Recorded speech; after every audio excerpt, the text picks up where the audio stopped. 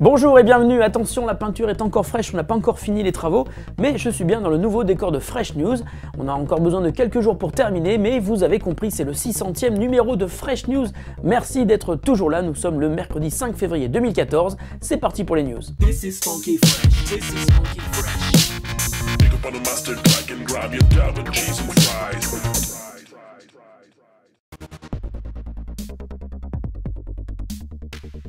Vous avez sans doute vu cette superbe pub de Apple publiée lundi qui rend hommage au Mac pour son 30e anniversaire. On vous en a parlé sur Big Geek. Apple a l'habitude de produire de magnifiques publicités et celle-ci n'échappe donc pas à la règle. Mais 1.24.14, c'est son nom, a la particularité de n'avoir été filmé qu'avec des iPhones. 100 exemplaires de l'iPhone 5S plus précisément, pris en main par des réalisateurs de talent, du cinéma ou de la pub, avec une vidéo qui a été tournée en une seule journée aux quatre coins du monde. Une pub d'une telle qualité filmée à l'iPhone, forcément ça intrigue, et Apple publie donc aujourd'hui le making-of de cette vidéo. Alors si vous possédez un iPhone 5S et que vous pensiez qu'il vous serait possible de faire aussi bien, ça risque d'être un peu plus compliqué que prévu. Le making-of révèle en effet qu'autour des iPhone 5S, les équipes de tournage étaient lourdement équipées en matériel de prise de vue pour stabiliser les images, faire de la prise de son externe et créer des mouvements impossibles à réaliser tout seul avec son iPhone. Dommage pour vous. Être cofondateur de YouTube n'est pas une garantie de tout réussir par la suite. C'est l'expérience que sont en train de vivre Chad Hurley et Steve Chen, deux ingénieurs à l'origine de la plateforme de remix vidéo Mixbeat lancée l'an dernier. On vous en avait parlé à l'époque dans Fresh News. Mixbeat vous permet de piocher et de mixer des vidéos publiées sur la plateforme pour en créer de nouvelles. L'idée est sympa, mais Mixbeat semble avoir du mal à convaincre les utilisateurs. Tout d'abord sorti sur iOS, l'appli est dispo sur Android depuis 4 mois, mais n'a été téléchargée que 50 000 fois environ selon les stats fournis sur Google Play. C'est assez peu au regard du pédigré de nos cofondateurs. De plus, la société qui est derrière Mixbeat vient de licencier 80% de son personnel. Chad Hurley, l'un des deux cofondateurs, a précisé que si 80% des employés avaient été virés, ce sont ceux de Havos, la compagnie qui gère Mixbeat, mais aussi d'autres startups. Havos croit en Mixbeat et a donc décidé de se concentrer sur l'appli et de fermer les autres services qu'elle gérait. C'est assez compliqué, je vous l'accorde, c'est un peu comme la vie de cette appli. Elle est sympa, mais peine à soulever les foules. À suivre. Si le mix de musique sur iPad vous intéresse, vous connaissez sans doute EDJing, c'est notre appli préférée, on vous en parle assez souvent.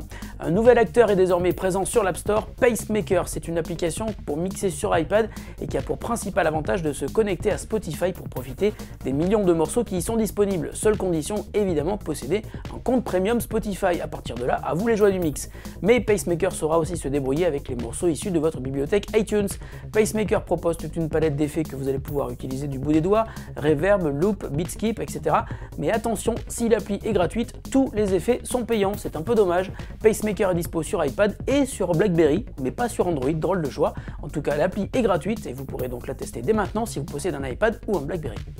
La question du jour nous vient de Patricia, elle est affichée ici, j'espère que c'est assez gros. Quelles sont les meilleures applis pour filmer mon écran sur mon Mac? Salut Patricia, bonne question, on a déjà répondu sur PC, alors voici la version Mac. Le logiciel le plus populaire est gratuit et tu le possèdes déjà, c'est tout simplement QuickTime qui est intégré dans macOS, quelle que soit la version de l'OS. Avec lui, les possibilités sont assez limitées, mais pour faire une simple capture vidéo de ton écran de qualité parfaite, enregistrer le son du micro et les actions de ta souris, il te suffira amplement. Une autre appli, elle aussi gratuite, QuickCast. Elle est spécialiste dans la création de vidéos courtes, moins de 3 minutes, et peut enregistrer le résultat de ta capture dans le cloud, ce qui te permet de partager ta vidéo facilement. Notons également Voilà, qui sait faire des captures vidéo, mais qui est aussi très utile pour faire des captures photos. Voilà est bardé d'options et pour filmer ou ajouter des effets, tu peux aussi y mettre un enregistrement en pause, et ça c'est très pratique. Voilà coûte 26,99 € sur l'App Store, mais si tu as besoin de beaucoup plus de fonctionnalités, le top s'appelle ScreenFlow. L'appli coûte quand même 90 €, mais permet de capturer ton écran, une partie de ton écran, et possède des fonctionnalités assez poussées de montage. ScreenFlow permet par exemple d'ajouter des effets en pagaille, d'imbriquer des vidéos dans des groupes, et c'est même gérer les incrustations sur fond vert, c'est dire. Il est dispo sur l'App Store et je peux te le recommander personnellement puisque nous l'utilisons tous les jours au studio. Alors c'est vrai, ScreenFlow coûte cher, mais c'est une véritable usine à gaz pour le montage. Les possibilités sont impressionnantes, dont certaines ne se retrouvent sur aucun autre logiciel.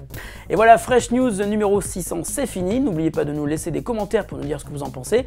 N'oubliez pas non plus de vous abonner à notre chaîne YouTube si vous souhaitez découvrir les émissions le plus rapidement possible. C'est en effet sur notre chaîne qu'elles sont postées en premier. Je vous laisse, je dois continuer les travaux. On se retrouve demain. Salut à tous et bonne journée. Ça change pas.